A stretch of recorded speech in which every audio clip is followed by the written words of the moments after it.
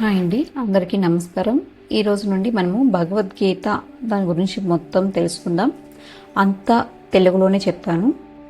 First అధ్యాయం.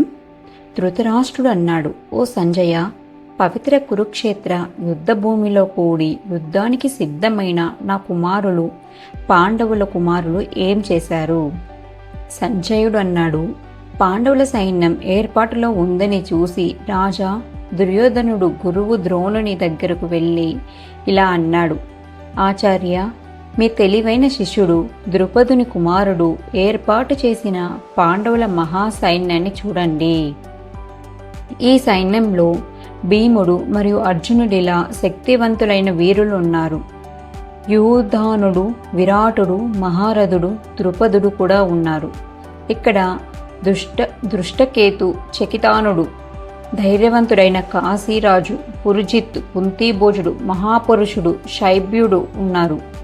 యుధమాన్యుడు, పరాక్రమశాలి, ఉత్తమ మోజ సూరవీరుడు, సుభద్ర కుమారుడైన అభిమన్యు మరియు ద్రౌపది కుమారులు, వీరందరూ మహాశక్తిశాలులైన మహారథులు. అయితే ఓ బ్రాహ్మణ శ్రేష్ఠుడా, మా పక్షాన ఉన్న విశిష్టులైన నాయకులను తెలుసుకో. నా సైన్యంలో ఉన్న నాయకుల వివరాల్ని నీకు చెబుతాను. మీరు ద్రోణాచార్య, భీష్ముడు, కర్ణుడు, కృపాచార్యుడు, సమరంలో విజయవంతులైన వారు, అశ్వత్థామ, వికర్ణ మరియు సౌమదత్తి కుమారుడు కూడా ఉన్నారు. మరియు మాకు అనేక మంది శూరవీరులు ఉన్నారు. నా కోసం తాము ప్రాణాలను త్యాగం చేయడానికి సిద్ధంగా ఉన్నారు. వారు వివిధ ఆయుధాలతో శస్త్ర ప్రహరణాలు చేస్తారు మరియు యుద్ధంలో నిపుణులైన వారు. భీష్మునిచే రక్షించబడుతున్న మా బలగం అపారమైనది. భీమునిచే రక్షించబడుతున్న వారి బలగం పరిమితమైనది. మీరు అందరూ మీ మీ స్థానాలలో నిలిచిన మీ బానుసారం భీష్ముడిని మాత్రమే అన్ని దిక్కుల నుండి బలంగా రక్షించండి.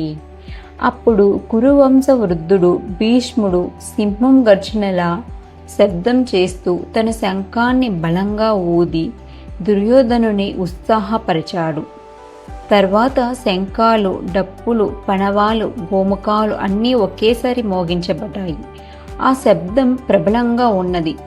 తర్వాత తెల్లటి గుర్రాలతో జోడించబడిన మహత్తరమైన రథంలో నిలిచిన మాధవుడు, శ్రీకృష్ణుడు మరియు పాండవుడు, అర్జునుడు దివ్యమైన శంఖాలను పూరించేది. హృషికేశుడు అంటే కృష్ణుడు పంచజన్య శంఖాన్ని ఊదాడు. ధనంజయుడు, అర్జునుడు దేవదత్త అనే శంఖాన్ని ఊదాడు. మహాశక్తిశాలి భీముడు పౌండ్ర అనే గొప్ప శంఖాన్ని ఊదాడు. కుంతీ కుమారుడు యుధిష్ఠిరుడు అనంత విజయ అనే శంఖాన్ని ఊదాడు. నకులుడు, సుఘోష, సహదేవుడు మణిపుష్పక అనే శంఖాలను ఊదారు. ఉత్తమ ధనుర్ధారి కాశీరాజు, మహారథుడు శింఖండి, దృష్టద్యుమ్నుడు, విరాటుడు మరియు అపరాజితుడు అయిన సాత్యకిలు కూడా తమ తమ శంఖాలు ఊదారు.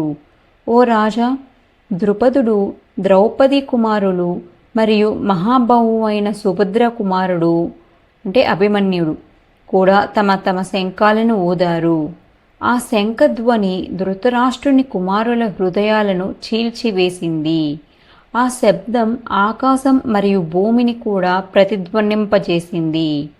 తర్వాత ధృతరాష్ట్రుని పుత్రులను యుద్ధానికి సిద్ధంగా నిలబడ్డదాన్ని చూసి అస్త్రశస్త్రాల సమరం ప్రారంభం కావడానికి సన్నద్ధమవుతుండగా హనుమంతుడి ప్రతీకతో కూడిన కపిధ్వజాన్ని కలిగిన పాండవుడు తన ధనస్సును ఎత్తి యుద్ధానికి సిద్ధమయ్యాడు. అప్పుడు ఓ రాజా, అర్జునుడు హృష్టికేశుడైన శ్రీకృష్ణుడితో ఇలా అన్నాడు, ఓ అచ్యుత, దయచేసి నా రథాన్ని ఈ రెండు సైన్యాల మధ్యలో నిలిపివేయండి. ఈ యుద్ధానికి సిద్ధంగా ఉన్న వారిని నేను పరిశీలించాలి. యుద్ధంలో నాతో యుద్ధం చేయవలసిన వారు ఎవరో చూడాలి. ఈ యుద్ధానికి వచ్చి ధృతరాష్ట్రుని కుమారుడు దుర్యోధనుడి మనసు గెలుచుకునేందుకు ప్రయత్నిస్తూ వారిని చూడాలనుంది. సంజయుడు అన్నాడు, ఓ భారత, గుడాకేశుడైన అర్జునుడు ఇలా అన్న తర్వాత ఋషికేశుడైన కృష్ణుడు రథాన్ని ఇరు సైన్యాల మధ్య ఉంచాడు. భీష్ముడు, ద్రోణుడు మరియు ఇతర రాజుల ముందు కృష్ణుడు అర్జునుడిని చూచి ఇలా అన్నాడు, ఓ పార్థ, ఇక్కడ కూడిన కురువంశీయులను చూడు. అర్జునుడు ఇరు సేనల్లో తన తండ్రులు, తాతలు, గురువులు, మామలు, సోదరులు, కుమారులు, మనవళ్ళు, స్నేహితులు, మామలు మరియు స్నేహితులను చూశాడు. అర్జునుడు తన బంధువులను, అక్కడ ఉన్న వారిని చూసి దయతో నిండి దుఃఖంతో ఇలా అన్నాడు. అర్జునుడు అన్నాడు, ఓ కృష్ణ, యుద్ధానికి సిద్ధంగా ఉన్న నా కుటుంబ సభ్యులను చూసి నా శరీరం వణుకుతోంది, నోరు ఎండిపోతుంది, నా శరీరం వణుకుతుంది, రోమాలు నిక్కబొడుస్తున్నాయి, గాంధీవం చేతి నుండి జారిపోతుంది, చర్మం మండుతున్నట్లుంది, నేను నిలబడలేను, నా మనసు చలనంలో ఉంది. ఓ కేశవ, నాకు చెడ్డ సూచనలు కనిపిస్తున్నాయి. నా బంధువులను యుద్ధంలో చంపటం వల్ల ఎటువంటి మేలు జరుగుతుందని నేను చూడటం లేదు. ఓ కృష్ణ, నాకు విజయము, రాజ్యము, సుఖము అవసరం లేదు. ఓ గోవిందా, రాజ్యం, భోగాలు లేదా జీవితం మనకు ఎందుకు కావాలి? ఇవన్నీ కోరుకునేవారు ఈ యుద్ధంలో ఉన్నారు కదా. ఈ యుద్ధానికి సిద్ధంగా ఉన్నవారు తమ ప్రాణాలు, సంపదను తెచ్చించేందుకు సిద్ధంగా ఉన్నారు. గురువులు, తండ్రులు, కుమారులు, తాతలు, మామలు, మామగార్లు, మనవళ్ళు, మరిది మరియు ఇతర బంధువులు కూడా ఇక్కడ ఉన్నారు. వాళ్ళు నన్ను చంపేందుకు వచ్చినా, ఓ మధుసూదన, నేను వారిని చంపాలనుకోవడం లేదు. 3 లోకాలను పరిపాలించేందుకు రాజ్యం దొరికినా సరే ఈ భూమి కోసమైతే ఎందుకు? ధృతరాష్ట్రుని కుమారులను చంపి మనకు ఎటువంటి ఆనందం కలుగుతుంది? ఓ జనార్దన, ఈ వారిని చంపితే మనకు పాపం వస్తుంది. అందువల్ల ధృతరాష్ట్రుని కుమారులను మరియు వారి బంధువులను చంపకూడదు. ఓ మాధవ, మన స్వజనులను చంపి ఎలా సంతోషంగా ఉండగలము? ఈ వారు లోభంతో మూర్ఖులై కుటుంబ వినాశం వల్ల కలిగే దోషం, స్నేహ ద్రోహం వల్ల కలిగే పాపాన్ని చూడకపోతే కూడా, ఓ జనార్దన, కుటుంబాలను నాశనం చేయటం పాపం. అవి మనకు స్పష్టంగా తెలిసినప్పుడు మేమెందుకు ఆ పాపంలో పాలు పంచుకోవాలి?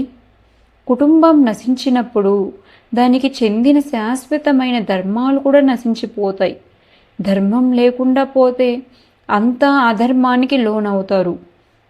ఓ కృష్ణ, అధర్మం పెరిగినప్పుడు కుటుంబ స్త్రీలు భ్రష్టులవుతారు. అప్పుడు వర్ణసంకరులు, అనుచిత జన్మలు కలుగుతాయి. వర్ణసంకరం వల్ల కుటుంబాలు నరకానికి వెళ్తాయి. పితృదేవతలకు పిండ ప్రదానము, తర్పణాది కర్మలు లభించక పతించిపోతారు. ఈ కుటుంబం నాశనం మరియు వర్ణసంకరాన్ని కలిగించే పాపాల వల్ల శాశ్వతమైన కుటుంబ ధర్మాలు మరియు వర్ణ ధర్మాలు నశించిపోతాయి. ఓ జనార్దన, కుటుంబ ధర్మాలు నశించిన మనుషులు నరకంలో శాశ్వతంగా నివసిస్తారని మేము విన్నాము.